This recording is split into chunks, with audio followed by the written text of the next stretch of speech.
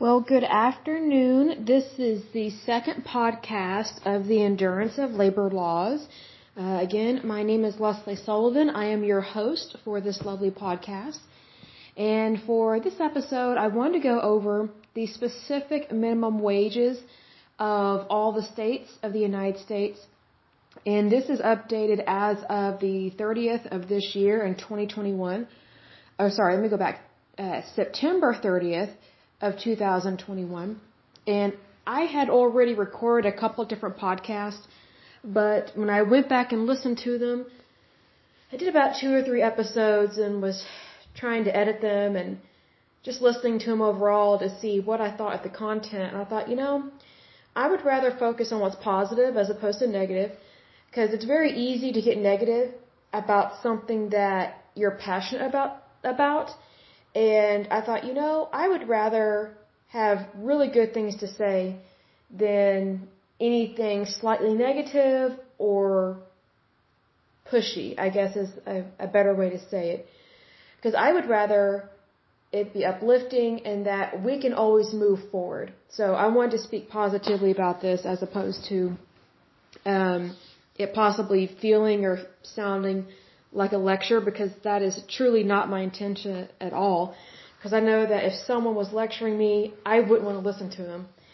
I'd probably turn it off. So I thought, if this isn't something that I think I would want to listen to, then I'm just going to scratch those episodes and just start fresh with a new one. So this is a fresh new episode 2. And, just FYI, if you want to call in, that's great. You can reach me at 405-314-1119. Email address is Lesley2018Sullivan@gmail.com, and that is Lesley 2018 Sullivan SULLIVAN@gmail.com. That will be my email address until I get an updated one. And I've already had some ideas about that, so hopefully that will come to pass very quickly.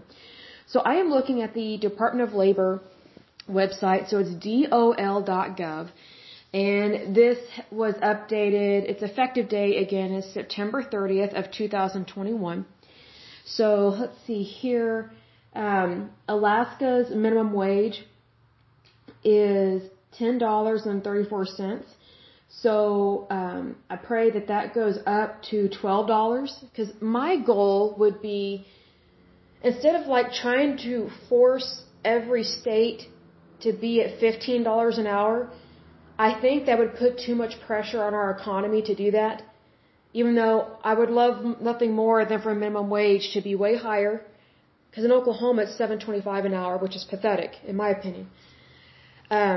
But I think if we did it in increments each year, then all the states could be up where they need to be, and it wouldn't be such a stressful transition if we just did it year by year. So, for example, with Alaska, with it being $10.34 as of right now, it'd be a little less than 5 years to get up to $15 an hour. So that way it's not such a strain on employers, because whenever you are doing anything mandate-wise, where it's at the federal level or the state level, it can easily put a strain on the economy and businesses. And the last thing that we want to do is make it so difficult for employers to pay workers that they have to start letting people go, because that is what has happened in the past. Whenever employers or places of business felt the squeeze, is what they call it, whenever they feel the squeeze from the federal government about taxes or wages or new laws are coming down the pipeline, sometimes they let people go because sometimes they can't fiscally afford to do what the federal government is wanting them to do. So this would be a great way to just do an increment, so that way it's not just intense all at once. It gives employers time to reevaluate their assets, to allocate assets, do whatever they need to do, so that way they don't go out of business, and number 2, they don't have to fire a bunch of people, because that's the last thing we want to do, right? So let's go on to the next state here. The next one is Arkansas. Their minimum wage is $11 an hour, so let's pray that it goes up to $12. Let's go to a good increment there. Next one is Arizona. They're at $12.15. So let's pray that goes up. I'm going to say let's have that go up to 14. Because if we had to go up $1, it'd be $13.15. So let's go ahead and see if we can get that up to $14 an hour. California listed here is at 13, but I think as a state, I think they've already pushed for a higher wage. Now I'm going off, just FYI, I'm going off the federal website. So states may have implemented a higher minimum wage between September when this was posted and today. So this, I know I've said this before in the past, but it's one of those things that once data is posted out there on the internet or, however they publish it, whether it's internet in the newspaper, whatever the case may be, once you post data, it is already old data. It's already aged. So it may already not be up to date. But California, they've already upped some of their wages out there. I just don't know the exact amount. And then Colorado is sitting at $12.32. So let's crank that puppy up to $14 an hour. Connecticut is $13 an hour. Let's crank that up to $14 an hour. DC is listed at $15.20. I would say let's go ahead and bump that up to $17 an hour because the District of Columbia is very expensive to live there, for sure. Next one is Delaware. They're sitting at $9.25. I say let's bump that up to $11 because I think it's easier to do math when it's just 0 as opposed to 25 cents, 34 cents, 15 cents. Let's just make it easy to do. That especially makes it easy on taxes as well because then you don't have any funky numbers out there. Florida is sitting at $10 an hour. Let's crank that up to $11. Hawaii, I'm surprised this is so low. They're sitting at $10.10. So let's crank that up to $12. Illinois is $11. Let's go up to $12. That'd be awesome. Massachusetts, this is good. They're at $13.50. $13.50. Let's crank it up to $15 an hour. I think that'd be great. Maryland, I'm surprised they're a little low here, at least from the federal point of view. It's $11.75. So I say let's make that $13 an hour. That'd be awesome. Maine, kind of not surprised by this, but at the same time kind of am because it's up in the Northeast. Maine is sitting at $12.15. So I say let's crank that puppy up to $14 an hour. And the reason why I'm kind of surprised it's still that low is because whenever you're living on the coast, it's very expensive to live there. And then the further north you go up, it gets more expensive to live there. So I'm surprised it is still that low for Maine. But also their population is not as populated as New York or California. So maybe that's why they're thinking they don't need to raise that rate because population density does have it is a big factor in terms of minimum wage and wages for a state and for their economy. Next up is Michigan. I'm kind of surprised this is so pathetically low. This is at $9.65. They need to be way higher than that. But, let's just go for like $11 an hour. The reason why I'm surprised by Michigan is that Michigan is kind of a funky state in that when I initially think of Michigan, I think, Republican. Just because the people I know from there, some of the things you hear about their laws, but then sometimes Michigan, they vote in some really weird Democrats. And I mean crazy liberal nutbag Democrats. Like they're not even just your regular blue dog Democrats. Like I miss the plain Jane, normal Democrats. Like the kind of Democrats that would have voted for President Kennedy. They're just regular everyday workers, whether they're white collar, blue collar, but they don't have this socialist agenda is the thing. The Democrat Party has kind of been hijacked by some really nutty liberals because, it's interesting is the Democrat Party, it used to just be Democrats. Like you didn't have these nutty socialists or liberals in there. And I really kind of feel sorry for the Democrat Party, even though I'm a Republican.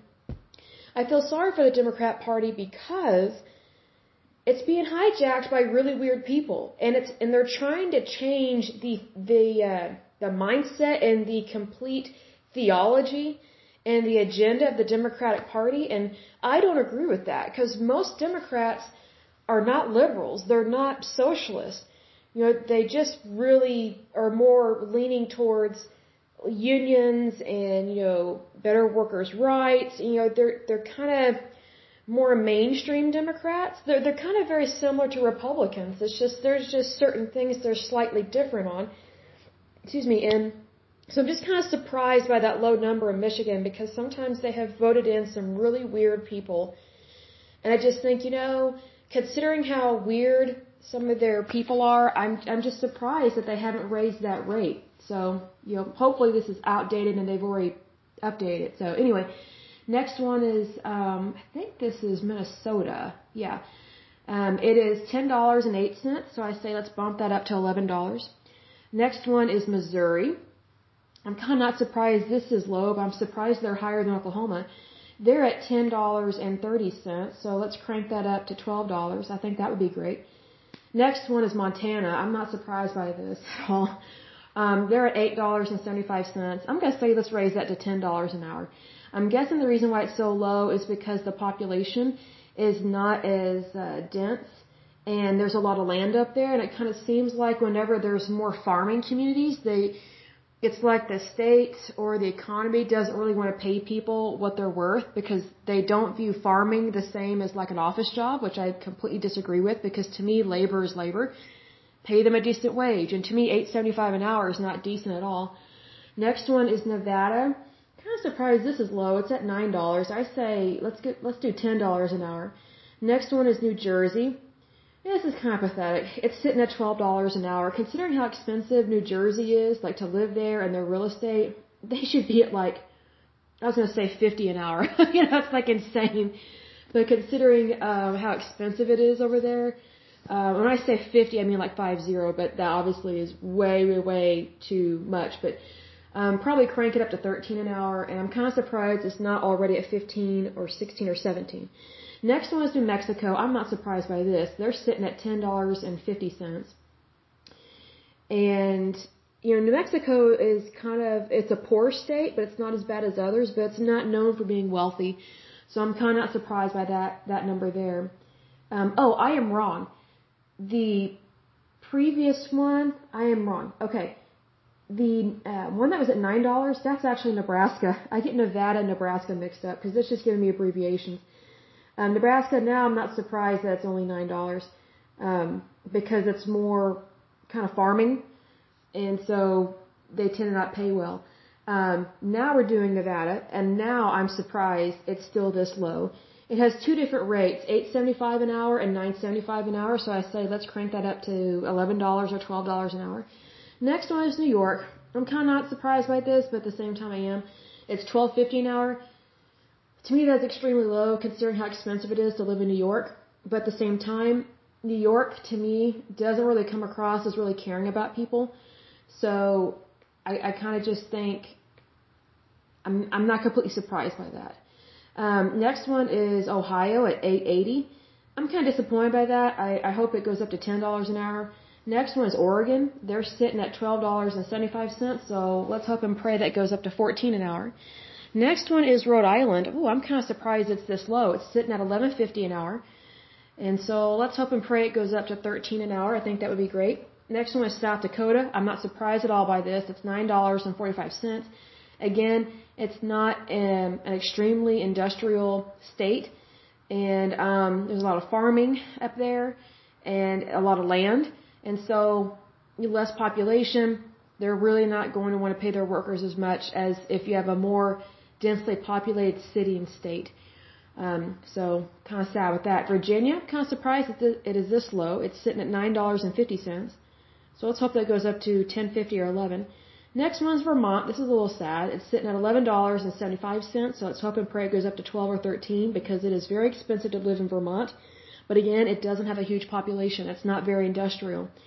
I don't know what kind of farming stuff they have up there, but it's not known for like factories or city slickers or anything like that. And when I say city slickers, I mean like Wall Street, that kind of thing. Next one is Washington State. Well, this is good. They're listed at $13.69, so let's hope that goes up to $15 an hour. Next one is West Virginia. This is pathetic. It's sitting at $8.75, so let's hope that goes up to $10.50 or so. Who knows, maybe even $12. I think that would be better for West Virginia. Next one, I think this is Virgin Islands. I've never seen that abbreviation, but they're sitting at $10.50. Next one is Guam. They're sitting at $8.75, which is kind of pathetic, but at the same time, I'm not surprised with that. But these numbers could very well be completely different based on what the state requires. So let's say, for example, we're looking at California. So let me look up California's minimum wage. And I bet it's gone up since then. So let me look up California minimum wage 2021. Oh, it already went up to, took effect to 14. Let's see here. Yeah, they already went up, so that's good. That is so interesting that, oh, I'm seeing, okay, this is what I was talking about earlier in a different podcast. Okay. So, here's the thing. I give an example of when I lost my job. Well, I quit my job. This was several years ago, and my employer refused to pay me my last check. Stupidly. They were morons, and they were very crooked and corrupt. So I reported them to the IRS and to the Department of Labor. And so the Department of Labor contacted them. My employer refused to work with them on getting me my check. Oh, and here's another shady thing. My employer wanted me to send them money in order for them to send me my check, which was totally shady. I was like, I'm not mailing you money. I'm not sending you anything. You're supposed to give me my check. Like, this isn't tick for tack. But that was another thing. They were just trying to be mean again. And there was a reason why I left. It was a really bad workplace. It takes a lot to get me to leave. But here's the thing. So the Department of Labor sent a federal agent to my employer. And my employer, the pompous, arrogant ticks that they were at the time, who knows, maybe they've turned over a new leaf, I hope so. But being the pompous, arrogant ticks that they were at the time, they just told this federal agent, and it is a federal agent because this is a federal agency. They told this federal agent, oh, well, we'll think about it and we'll get back with you. And so this federal agent told them, I don't think you understand. I'm not leaving until you give me her check. So you can either write it out or you can print it out, and I'm going to wait in the lobby. But again, I'm not leaving until you give me her wages. This isn't up to you. This is not an option that you can get out of. You have to pay her wages. So they felt the heat. Good. I'm glad they did. And so the federal agent, she called me. She told me all this, and I just busted out laughing because I wasn't surprised at all. Like, we ended up laughing about because it was so cocky and arrogant of these people to act like that. And so she said, well, I just want you to know that, you may have been paid way more, which I was, but the federal government can only guarantee minimum wage. So even though I made way more than minimum wage, the federal government, when they go after somebody for wages, they can only get what is minimum at that time, when you were working. So at that time, I literally only got what was minimum wage at that time, which I think was $7.25 an hour, which was pathetic, but at least it was something. But see, here's the thing.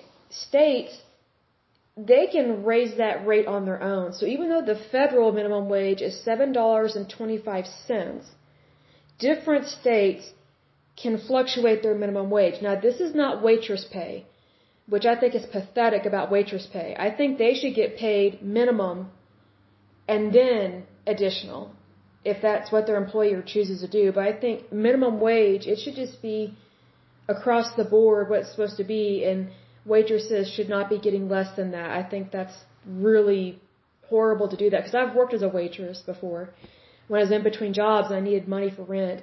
It was a back-breaking job. It was so exhausting. Like, it was worse than retail, because you're lifting all these trays, you're having to wait on all these people, and if you have to wait on a huge family, it was so brutal. Like, I remember one table I waited on, the parents felt sorry for me, because it was me and this guy that were supposed to take care of this huge table. It was maybe like 15, 20 people. Well, he ditched me. He totally ditched me. And the parents were really irritated that guy did that, because it was one of my first nights to work there. I mean, I did the best I could, and they tipped me really good. They bought extra food. They felt sorry for me. And, they knew I was trying. But I tell you what, when I got home, I was so tired when I got home. I didn't even have the energy to take my shoes off. I just collapsed on my bed and went to sleep. And I don't even remember when I woke up the next day. I was so physically exhausted because I worked a long shift and I was closing. And it was just really rough. And I remember thinking, these wages are pathetic considering how much work I'm doing, like just physical labor. I was like, man, give me a shovel and I'll dig a ditch. It was that bad. Because not only are you doing physical labor in a way when you're being a waitress, but you're also having to deal with customers. And it was just weird. It was just really bizarre. But anyway, so it says here now, the first column I read from on the DLO website, it says greater than federal minimum wage. So those wages are greater than federal minimum wage, which is $7.25, right? The second column says equals federal minimum wage of $7.25. So all these other states are literally, as of September 30th of this year, are still at $7.25. That would be Georgia, Iowa, Indiana, Idaho, Kansas, Kentucky, North Carolina, North Dakota, New Hampshire, Oklahoma, Pennsylvania, Texas, Utah, Wisconsin, Wyoming, and I think that's Puerto Rico, if I'm not mistaken. It's interesting when you're trying to think of all the places we have for the United States. You don't see their abbreviations very often.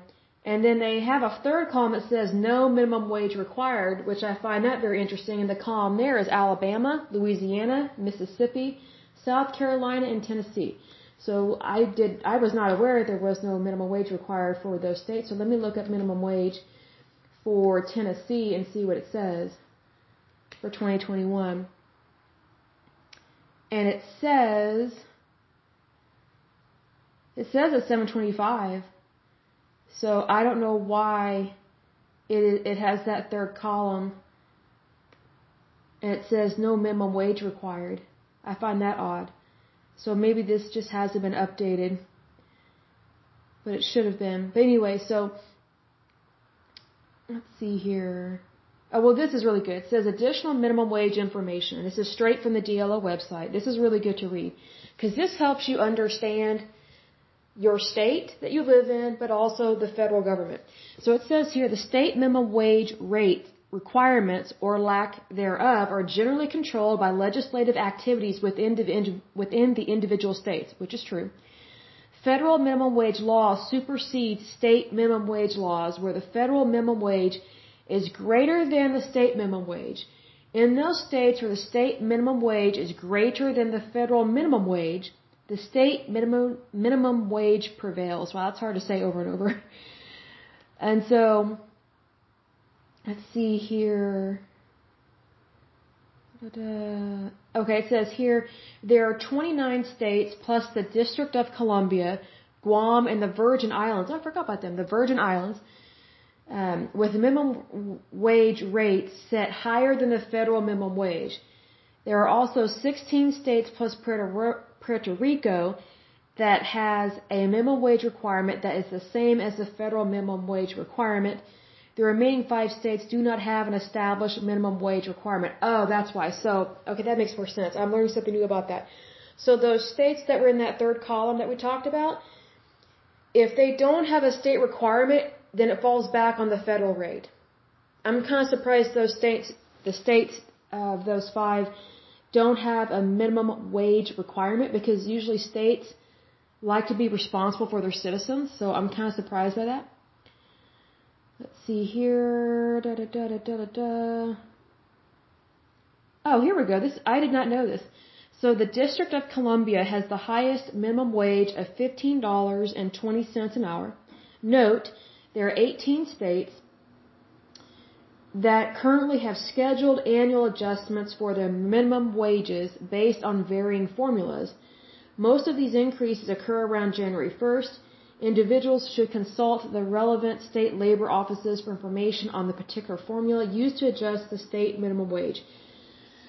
So, basically, Florida's one of those too. I'm just looking at all the states listed that they have a scheduled annual adjustment, but some of those were still really low. I'm kind of surprised by that. So those 18 states that say they have a scheduled annual adjustment for their minimum wage, and they have a varying formula, is Alaska, Arizona, California, Colorado, District of Columbia, Florida, Maine, Minnesota, Missouri, Montana, Nevada, New Jersey. They listed that state twice. New York, Ohio, Oregon, South Dakota, and Washington. But see, here's what I don't like about some of this, is that they have these increments, but they're still low. It's still not livable. I guess I'm kind of surprised that 18 states have scheduled annual adjustments for the minimum wage within their state. I would kind of want to know what those formulas are if I was living in one of those states, because none of these wages are livable. That's the thing. Like, for example, New York, super expensive, super expensive to live in. Again, their minimum wage is $12.50. Let me double check one more website and see. Just see if it went up at all.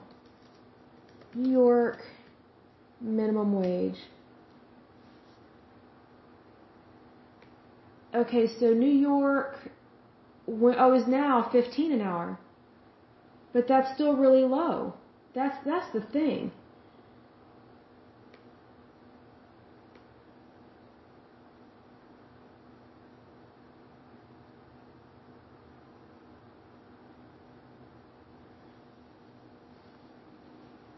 Sorry, I don't mean to be quiet. I was reading this. Oh, well, that's for 2022. Okay, so as of right now, it's $13.20. But still, like, 15, like, that's a good starting point. But that's not livable for New York. And then for California, it's 13 on here, and we already looked at the website confirming their rate. But it's just kind of like, if it's not livable, then that's the problem. That's my point. And, how do I word this? So, like in Oklahoma, we are kind of used to really low, not so good wages. Really, the only way for years that you could make good money in Oklahoma was to be a doctor, a lawyer, an engineer, or if you had some kind of booming business that nobody else knew about, or if you were a farmer and you owned a lot of land. And an example of that is Express Employment Services. That guy, his offices are based out of Oklahoma. And he has huge ranch out here, out in Oklahoma. He has a lot of cattle, a lot of land. But see, here's the thing. That business grew over time. It wasn't just like overnight. But the thing is that Oklahoma is still known for cheap labor. And, yes, we have a lower standard of living in terms of like money-wise, but still, just because it doesn't cost as much to rent an apartment in Oklahoma, that doesn't mean that people shouldn't make more per hour per year, because that affects their gross income before taxes hit, right? So, like for example, if you go look for an apartment, most apartment complexes, when you're filling out an application, they're looking at your gross income, meaning before taxes are taken out, to see if you qualify or not, to see if you qualify to live there. Because you have to make a certain amount of money in order to live at most places, because they want to make sure that you have enough money coming in to pay the rent. Well, what I don't agree with is they're going off of your gross income, which is before taxes. Well, you're not paying rent off of gross income. You're paying it after taxes are taken out. And plus, taxes vary from person to person. So if I had to guess, because I've worked in property management a little bit, if I'm going off of what I kind of know on this, if I remember correctly, the reason why they go off gross income is because it's just a flat rate for your wages. Like they know, okay, you're making $45K a year. We really don't care how much is taken out in taxes. We just know we know you're going to make this amount. But that still doesn't make sense in terms of bills.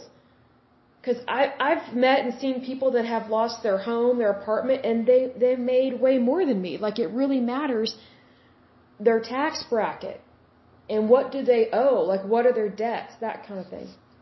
So, now I will say this, just because someone has debt, that doesn't mean that should be used against them. Because people still need a place to live. So, whatever debt someone has, that's their business, because they're going to pay their rent, they're going to pay their utilities. Like, that comes first, and then debts come second or third, right? But it's just kind of one of those things that if it's not a livable wage, even before taxes are taken out, that is a big problem. And so typically what they're talking about when they're talking about raise the minimum wage is they're talking about at the federal level, because sometimes the states, they don't want to crank that rate up. And like, for example, with Oklahoma, it's been at $7.25 for a long time. Like, I remember when I was 16, oh my goodness, that was 21 years ago. I was making like $6 something an hour because that was minimum wage. So in like 21 years, it's only gone up pennies. That's pathetic. It should have gone up $1 a year or 50 cents a year, but they haven't done it. It is absolutely pathetic. And so, even though I'm a Republican, I do agree that minimum wage needs to be higher. And the state requirements need to be higher. I think it needs to be compatible with real estate, because that's the biggest thing. Because, like, for example, where I live, my apartment, it would probably cost, because I looked this up, my rent is $850 a month, which is awesome, and it's a very nice apartment. But if I was to have this exact same apartment in California, it would easily cost $3,000 to $4,000 a month. That is insane. Now, do you really think someone on minimum wage out in California, whether it's 13 or 14 an hour, do you really think they're going to be able to afford that kind of apartment? The short answer is no, and it's very unfortunate. But that's just kind of what's been going on with that. And so, that's kind of where I really wish more people would wake up to what's happening in their state.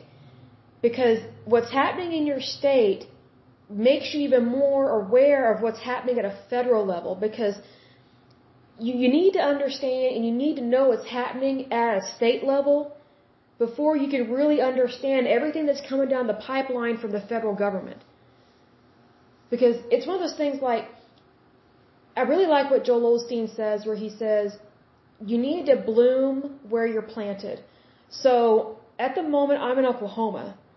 So it's important for me to know the ins and outs of Oklahoma legislation, even just from a basic, knowledge, which is great. I love that because, I don't know everything. I'm not a lawyer, but in terms of how the laws affect me and affect my life, my business, my income, I need to know these things.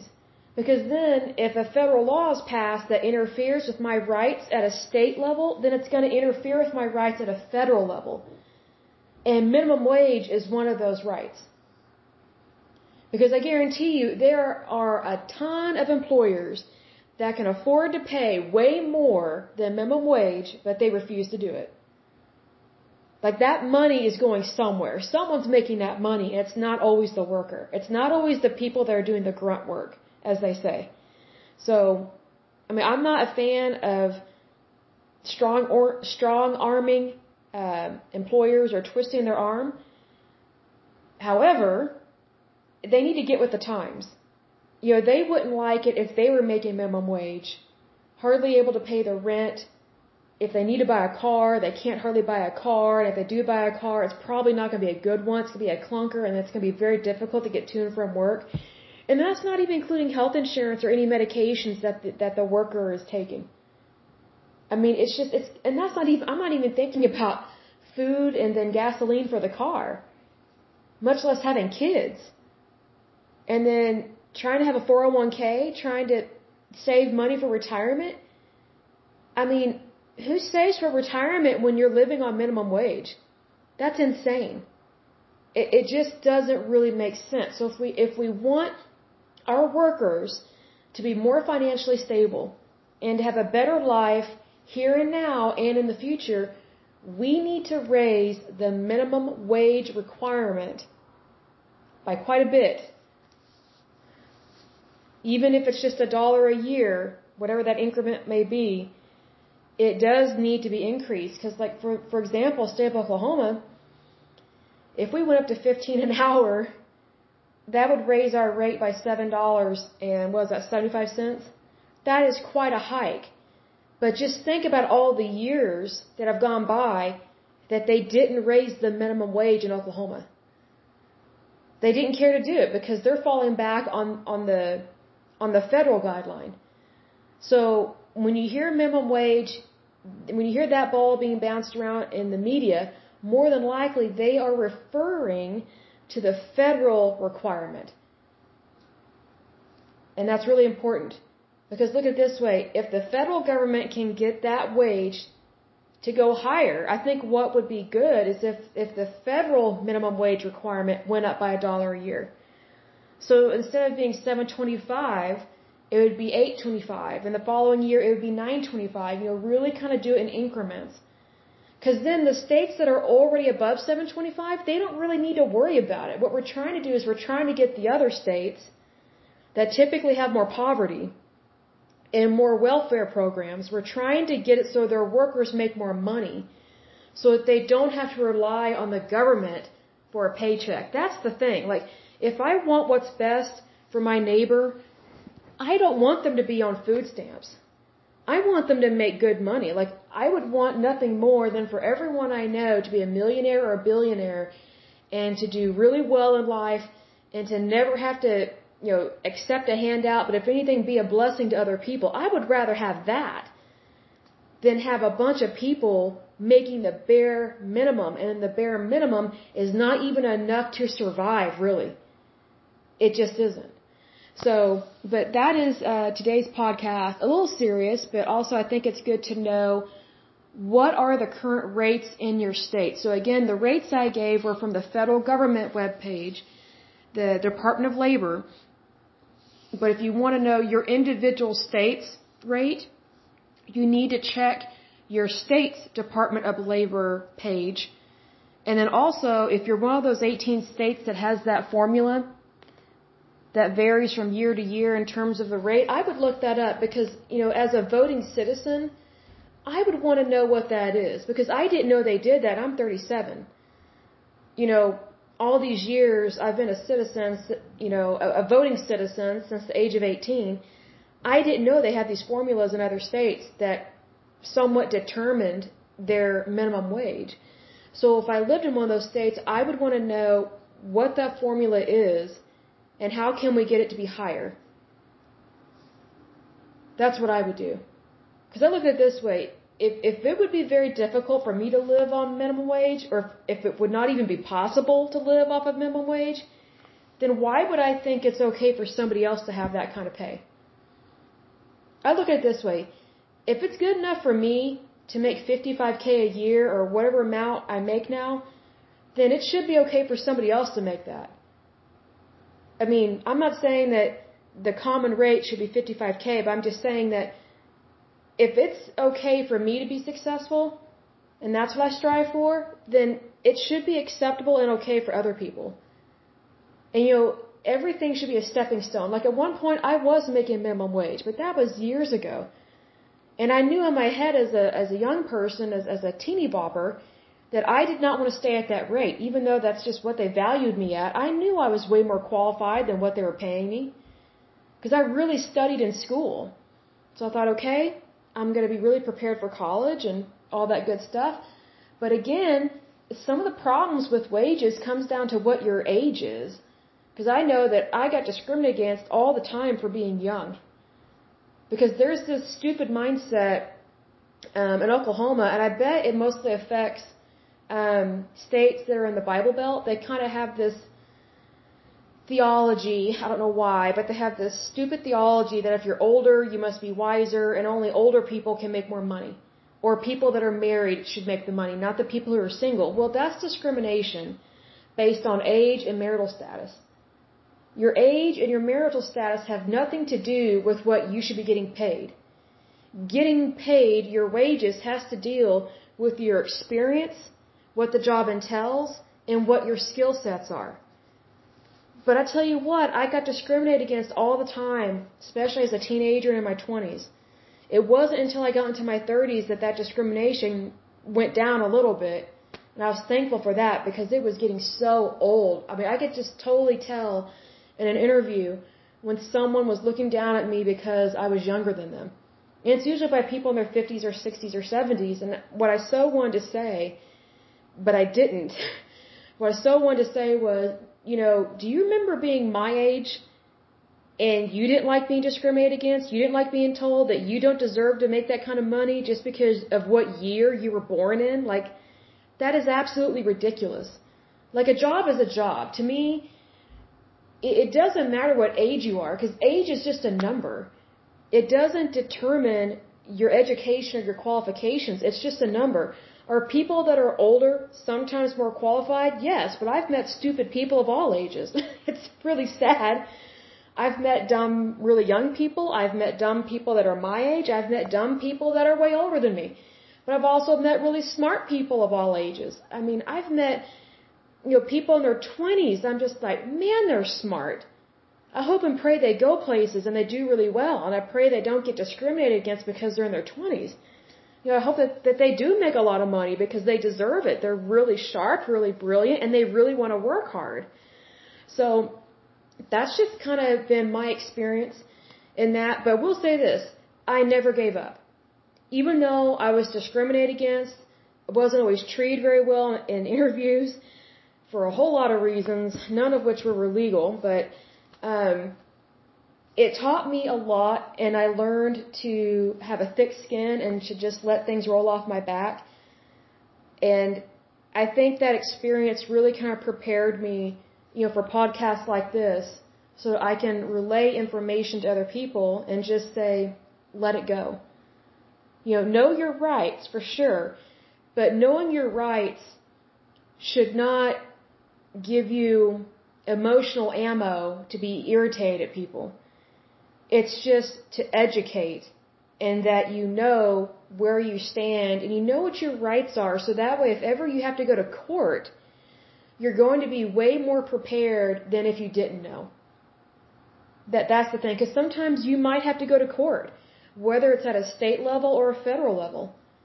It's just one of those things. But, when you know your rights and you have an understanding of it, then it's not as intimidating and you have courage. You have that bravery in you that was always there, but now you really know that you are brave because now you're confident in your bravery and you have confidence in what you know and in what you do for a living, and you know that your work is good and true. That's the thing. As workers' rights, you know that what you're doing is good and true, and you just want to be treated fairly. As a worker, I've never asked to be pampered. I mean, I've never asked to be given a glass of wine at the end of the week. I've never asked for a bunch of cheese. I've never been unrealistic about my job or my wages or things like that. If anything, I have always been realistic, but it's been my boss or my employer or the owner of the company that was not realistic about how talented and how hardworking their employees are. And they just didn't really want to pay them what they're worth. And you know what? They would lose employees.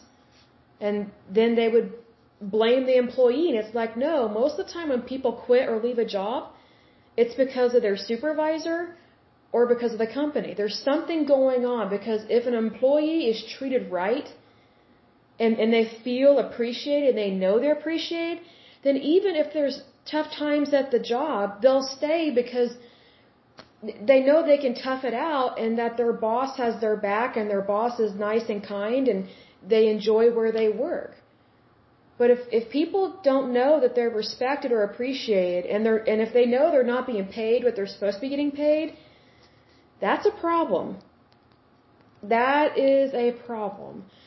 So I think one of the biggest things is just know who you are, know your talents and gifts. And, my piece of advice for this podcast is I would make a list of every job you've had, whether you like the job or not, whether it lasted a day, a year, a month, a year. I would make a list of every job you've ever had, write down the job title you were given, and then underneath each job, that you've had, I would write down everything you did at that job from the moment you set foot on the property and clocked in. Like, write down or type up, clocked in, and then write down or type out every little thing you did, because every little thing you did is part of your job, and it's technically a skill set. And those are building blocks and stepping stones to a better career. So, for example, something as simple as clocking in and out, well, that is time management. There are a lot of people that underestimate the importance of time management. And also, when you understand your time on the clock and off the clock, you tend to understand your wages better. You are way more knowledgeable about your vacation pay, your sick leave, and things of that nature. And those are things that everyone needs to be aware of, so that way, number one, you don't get gypped by your boss or your employer. And I'm not saying they're all bad, but sometimes they do try and pull stuff. And other times, you know, it's just good to have general knowledge of where you stand with stuff like that.